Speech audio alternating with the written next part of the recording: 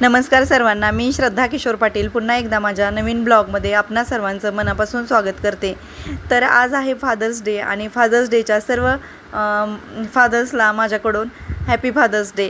आणि आरव पण आला होता त्याच्या पप्पांना सरप्राईज देण्यासाठी. म्हणजे त्याचं रात्रीपासूनच चालू होतं की उद्या फादर्स डे आहे. म्हणजे त्यांचं स्कूलमध्येच डिस्कशन मुलामुलांचं झालं होतं.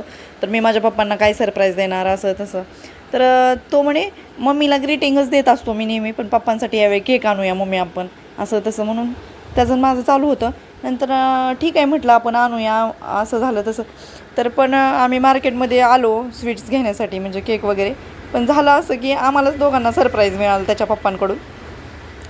त्यांचं असं झालं की ते म्हणले आम्हाला फोन आला, म्हणजे आम्ही मार्केटमध्ये आलो सकाळी नाश्ता वगैरे करून. तर म्हणे मी बाहेर चाललो, म्हणजे त्यांना एमर्जन्सी एक इन्व्हिटेशन आलं, कार्यक्रम होता आणि तिथं त्यांना जाणं म्हणजे मस्ट होतं, कारण जवळचाच कार्यक्रम होता. आणि आम्हाला वाटलं 1-2 तासात येतील ते कार्यक्रम, पण नाही, तसं नाही. त्यांचा नंतर फोन आला की मला 5 किंवा 5:30 होणार आहेत, तर तुमचं तुम्ही खरेदी करून घरी या. आणि मग असं पप्पांनीच आम्हाला सरप्राईज दिलं आरवच्या, त्याच्यामुळं काही झालं नाही. मग नंतर माझ्या एका मैत्रिणीच्या मुलाचं बारसं होतं, म्हणजे बारशाचा कार्यक्रम होता आणि तिकडं जायचं होतं मला.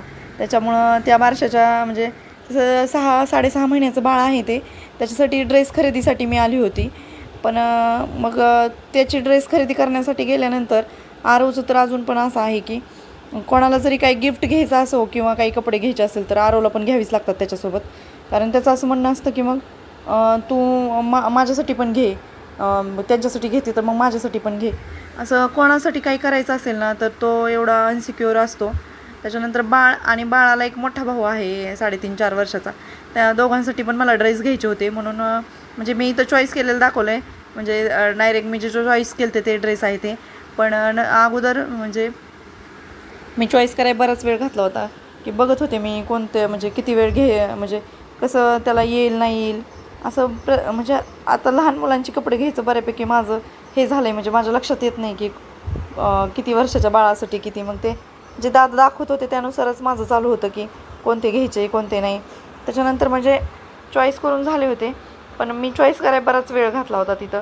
कारण आरव होता, तर आरवचं म्हणणं होतं की मग त्यांच्यासाठी घेते तर मग माझ्यासाठी पण घे. मग त्या दादांचं म्हणणं होतं की आता विंटर सुरू झालं आहे तर डेली यूजचे पण चांगले आलेले आहेत, जे मी आरवसाठी नेहमी घेते. तसं ते आमच्या बाजूला राहतात, ते ओळखीचेच आहेत, मैत्रिणीच आहे माझी, त्यांची मिसेस जी आहे ती. त्याच्यामुळं मी आरवला डेली यूजचे वगैरे इथं घेत असते कपडे, कधी तिकडं पण घेत असते, बाहेर घेत असते. पण आता आले होते तर मग म्हटलं बघूया आरवसाठी पण डेली यूजचे, त्याला तर घ्यायचेच असतात. तसं तर तो हेवी ड्रेस जास्त यूजच करत नाही आरव. हेवी ड्रेस त्याचे तसेच कपाटात पडून असतात. त्याला डेली यूजला असे टी शर्ट्स आणि शॉर्ट्स आवडतात.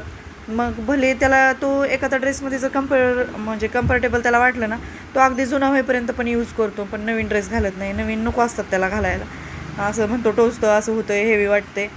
पण कोणासाठी घ्यायचं असलं तर मग घ्यायचं असतं फक्त त्याला कपाटात ठेवायसाठी, असं त्याची सवय आहे. कारण तो जर मी कोणासाठी काही घेत असेल ना तर तो अनसिक्युअर होतो. त्याला असं का वाटतं काय माहिती. बऱ्याच माझ्या मैत्रिणी म्हणतात की तो एकटा आहे ना, मग त्याला नाही आवडत की तो म्हणजे त्याच्या मम्मी पप्पांनी कोणासाठी हे केलेलं, की आम्ही जरी कुठल्या लहान मुलांबरोबर असं प्रेमाने वागलो ते पण त्याला आवडत नाही का काय माहिती. तो एकटा आहे म्हणून तो अनसिक्युअर होतो किंवा त्याला आवडत नाही. त्याला असं वाटतं की माझे जे मम्मी पप्पा आहेत त्यांनी माझ्याशीच फक्त म्हणजे माझ्याशीच हे करावं, दुसऱ्यांबरोबर नाही वागावं एवढं चांगलं, असं त्याला वाटत असतं. पण तसं नाही आहे. हळूहळू समजेल त्याला पण ह्या गोष्टी, आणि समजायला आता पाहिजेत खरं तर.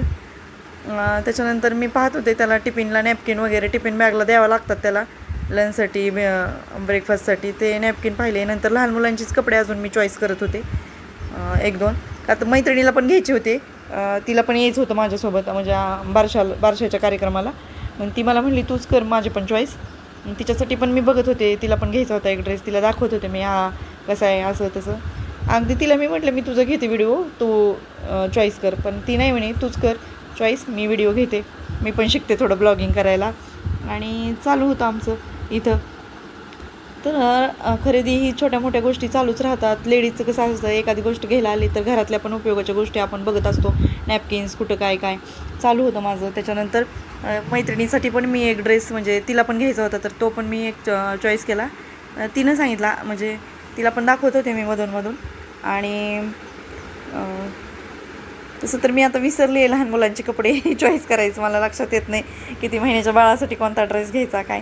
तर ते दादाजी सांगत होतं की हे 6 महिन्याच्या बाळाला, 4 महिन्याच्या बाळाला, त्यानुसारच आम्ही चॉईस करत होतो.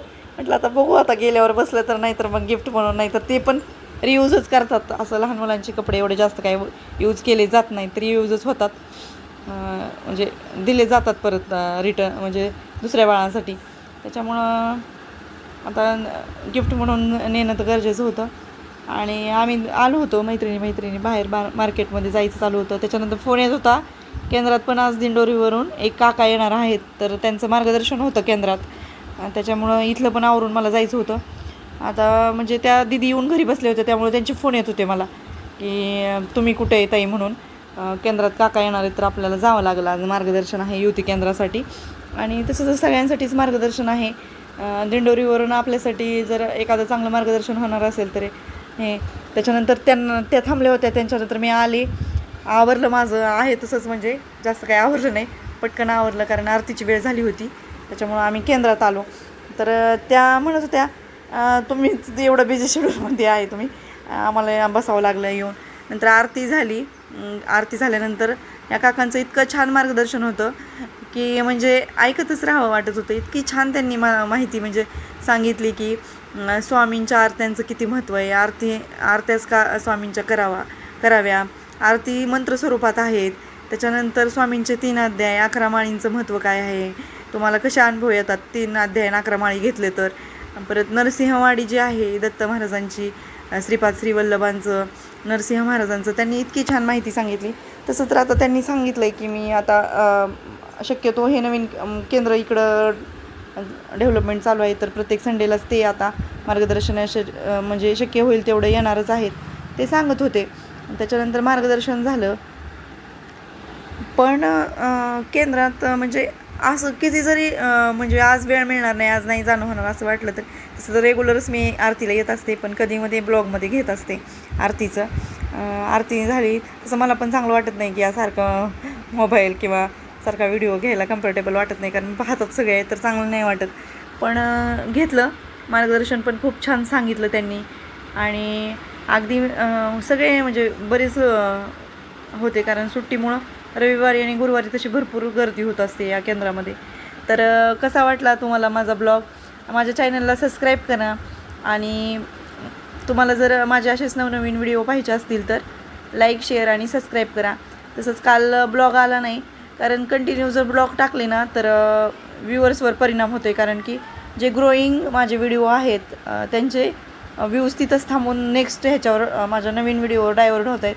त्याच्यामुळं मध्ये एखाद्या दिवशी व्हिडिओ असेल तरी पण मी अपलोड करणार नाही. श्री स्वामी समर्थ.